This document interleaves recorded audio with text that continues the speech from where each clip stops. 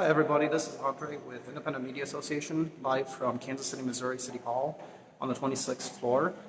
Some citizens are getting ready to actually speak at one of the city hearings, from what I believe, and I'm here to cover that for you guys. But I'm going to go inside and be quiet and respectful of the proceedings. Thank you.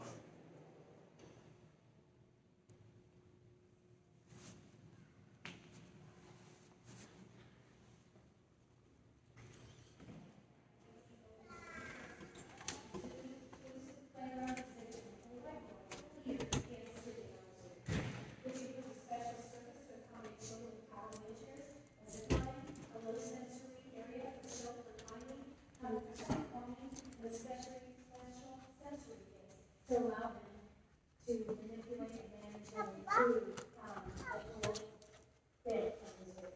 Also, the right of business created two active ball fields, three of them, like 300, they have 300 variety go modified parks, introduced adaptive walkers, sleds, hockey equipment in Kansas City, working community theaters to allow children to check out sensory kits at all the theaters. They've also done in the first district, they've done a variety cafe in school districts. One variety KC had worked diligently with Terry Reiner and KC Parkson to create a whole quarter of the world's population and commit to making all of Kansas' new parks inclusive, making Kansas City, again, the first ever city to commit to such a feat. And there's more. Coming up, and this is just a little teaser, Kansas City Airport, the new airport design is built in an inclusive play area, the first in the world to have an inclusive play area within the complex of the airport. So this is a very exciting opportunity. It doesn't cost any more or make any more interesting extra space to the design plans. And this is something that was built into the community with engineers, James, back to 88 flying group to help provide a resolution of the route. So we're very excited, honored, and humbled to have my very good friends in this space. I hope that you will all help me recognize Ray and have him be on these intelligent because he's an extraordinary man. So with people like Ray, another thing Kansas City did that was very first is that you will look at every city-owned parking lot in Kansas City, Missouri, you will see a sign right underneath every handicap sign that says keep it free, keep it free. And it really helps put a face to a name and realize that people around using those little spots in a disrespectful way anymore. So we're grateful for our city's desire and dedication to help everybody be social, be active, and be belong. Thank you. Thank you, Councilman Hall. Are there others who wish to speak for resolution? Councilman Boston.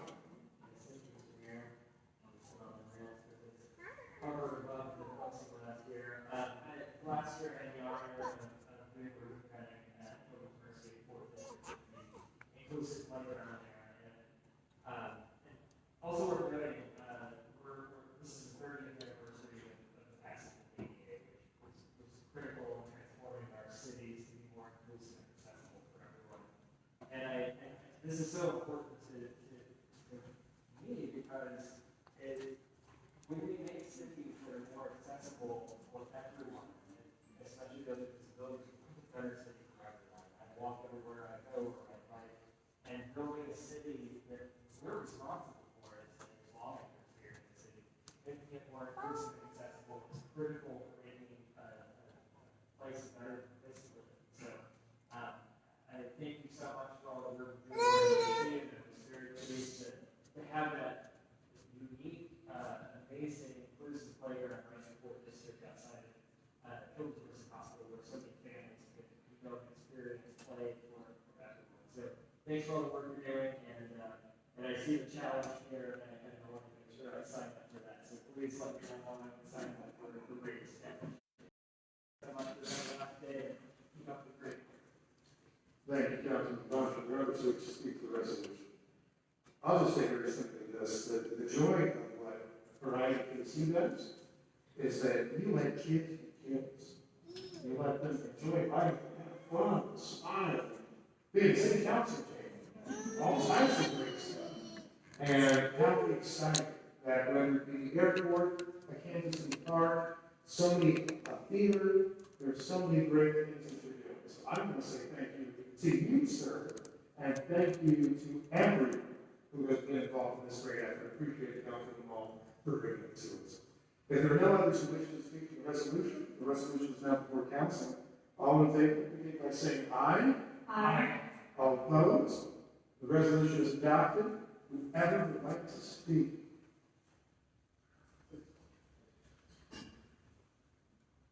Good afternoon. I am Tim McCoy, local business owner and longtime Variety board member and volunteer. I just want to echo the amazing things that everyone said about the organization.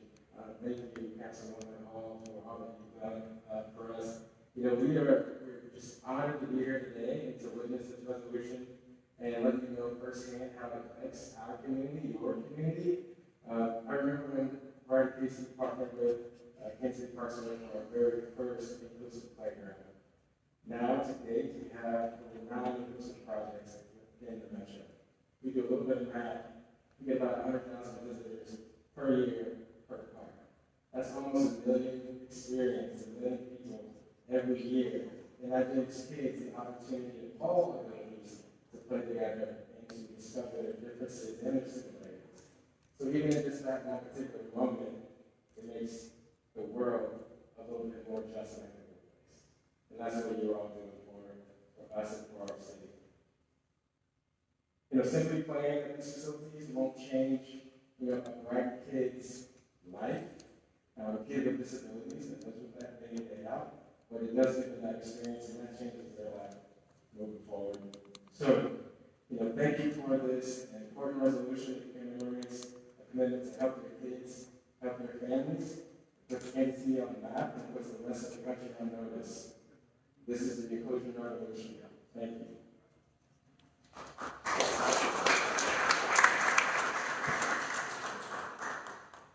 I'm Deborah Weaver, the executive director, and have become fast friends with Heather Hall. Thank you for being a champion for Variety Children and all of you. I just wanted to say, when you have leaders that open their hearts and they listen and they see and they make a difference, it is not only making a difference in one child, but it is making a cultural difference for them, their families, their relatives, and their neighbors. Yesterday, Braden and I played at the Children's Mercy Playground, and he said to me, "This is the first time I've ever been able to play with my brothers and sisters. The first time he's been able to play with his family."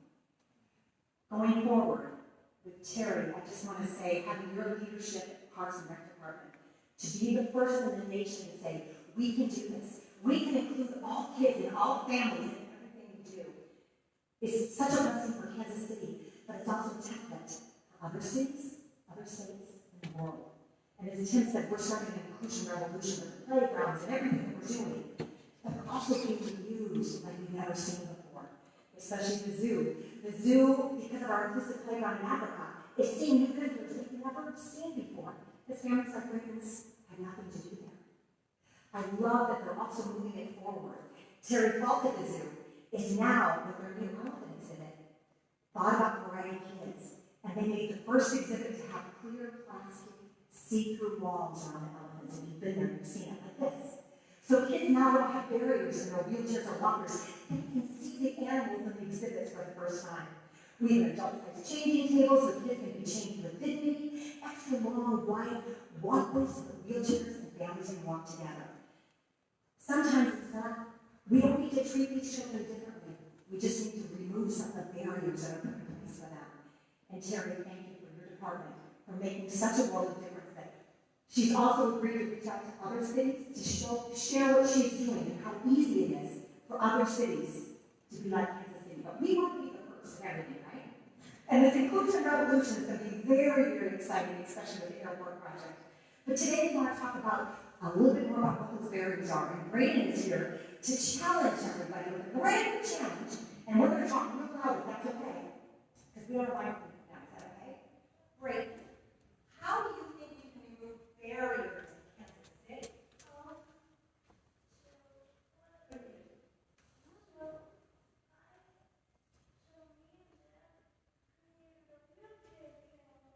A wheelchair challenge. And who are we challenging today? How did you want?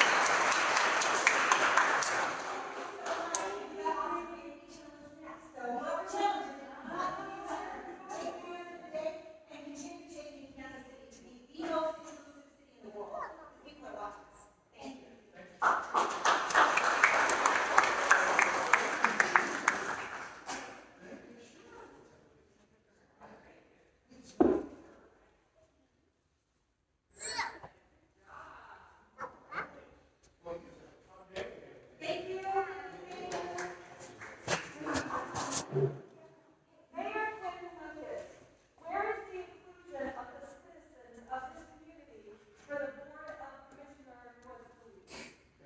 I would like to address your lack of transparency when it comes to the service that you profess to give to the communities of the city you say you love. Right. All right, ma'am, we have a process for our Mayor next. and city commissioners, if we are okay with defunding education and allowing that to happen, why are we okay with increasing police funding by $50 million when they can't do their job, so we have to bring feds in to do that? We demand accountability and transparency. You, Mayor, have said that over and over again. Your staff is holding in person. Accountability and transparency, where is it? Mayor Quentin Lucas, we are tired of waiting. You promised us accountability, you promised us transparency, and we are 3 months into a chaotic city that the Board of Police Commissioners refuses to meet with us. They refuse to address the public comments that are sent, and since we can't meet them here, we'll meet you here today. And if you don't want to address the concerns that the citizens have, we'll meet you again here next week, and we will continue until the needs of the city is met by the police force, until the chief is held accountable for his illegal acts, until you can answer why the police get to do whatever they want with the money that's given without any accountability. We are going to bother you. We cannot sleep because the commissioners are so scared they refuse to meet with the public. We are done with that today. I'm already ready to go.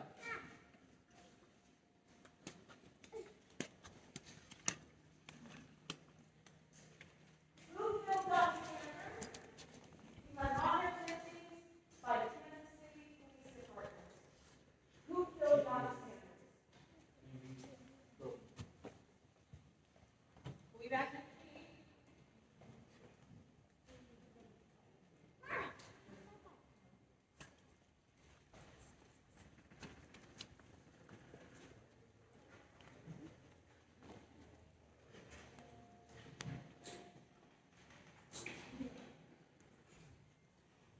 Next step.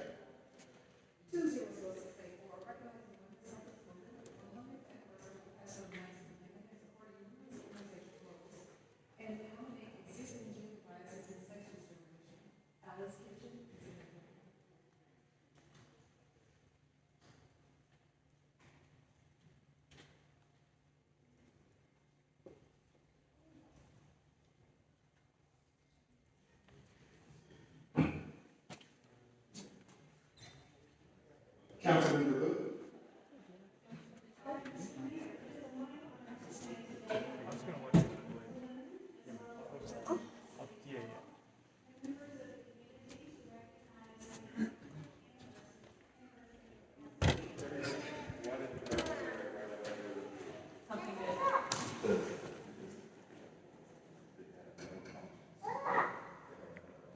Okay, guys, this is Andre with the Independent Media Association. I just left the council chambers at the Kansas City, Missouri City Hall. The proceedings are going to continue, but I do have to actually leave. This was only a little bit of brief coverage that I could do before work.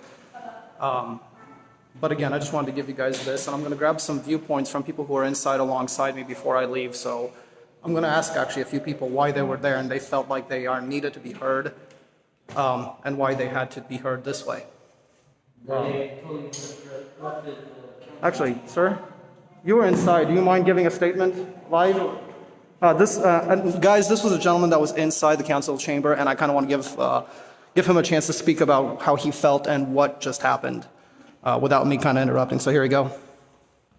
Yeah, well, definitely. I mean, you have a situation going on where the Board of Police Commissioners are not allowing folks to address them in their meetings. They're not holding open meetings right now, which is a problem. You know, you're talking about a taxpayer-funded department that has no audit, no disclosure in terms of how the money is being spent, and so that creates an issue. And so I think that's what they were trying to convey in there, is that information. So, so there's a bunch of issues in regards to that. Hopefully it can be addressed. Hopefully the Board of Police Commissioners will allow the meetings to be open again and folks to go in and pretty much have their say in terms of what they think and what should happen in this community. So Okay. Thank you for your statement, by the way. Thank you. I'm with Independent Media Association at independentmedia.us. Yep. Okay, guys, so that was one person that was there kind of as a witness. I'm going to go downstairs and get a few more statements like that before cutting this. So here you go.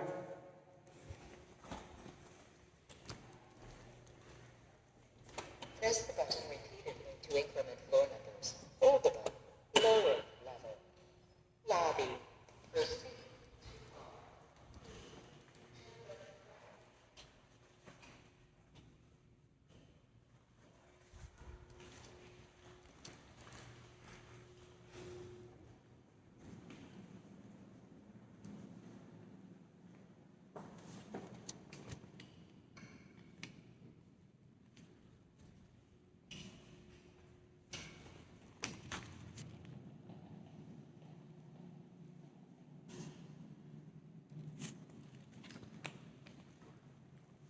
Again, guys, this is going to be a pretty brief coverage, but I'll probably update with clips from it later today.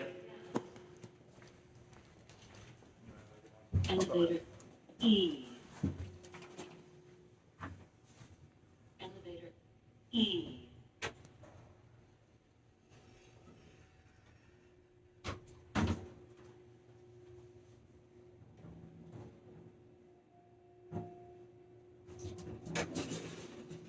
Going down.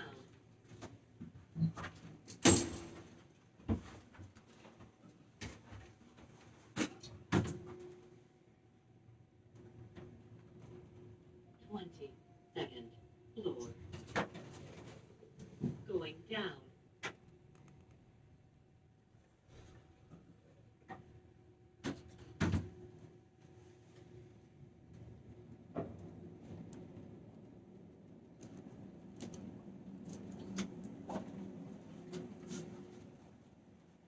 Floor.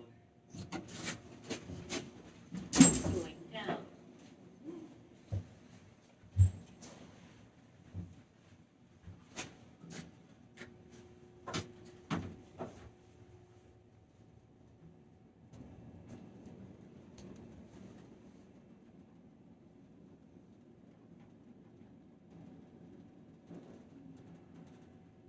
First floor. Going up.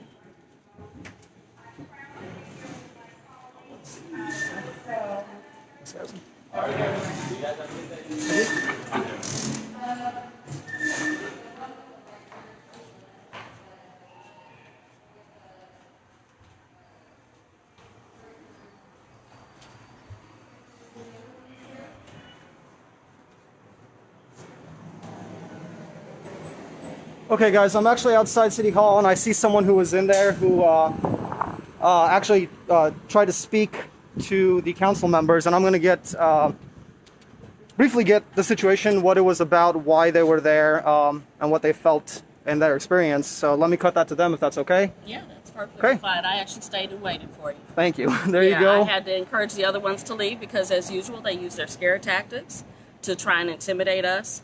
We asked them several times. I actually had to remind and educate those that were here with me that our only comment to the police is no comment. They basically kept, when one of them asked, was she being detained? He's like, hold on for a minute. No, we don't have to hold on for charges for you to figure it out. I had to explain to them that if they are wanting to do charges on us, that is our First Amendment right. I have a right to civil disobedience and protest for the current status that we have of our government.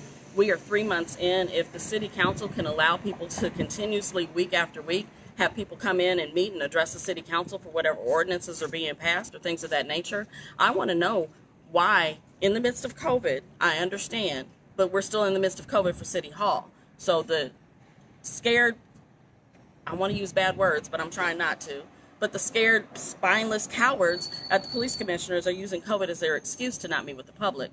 I've explained to the mayor, even in like just dialogue on Facebook, you the MFN mayor. So if the city council can meet and you need space, I don't know why you don't have command of the Sprint Center. I don't know why you don't have command of Municipal Hall. You could make it happen if you even just didn't want to do that and wanted to use still the police department's facilities. You've made a large gym within the 27th Street station. There is nothing but excuses of why they aren't facing the public, and it's because of their cowardice. That is the whole thing that the department operates on. That's the cowardice that actually makes police kill black men and say, I feared for my life.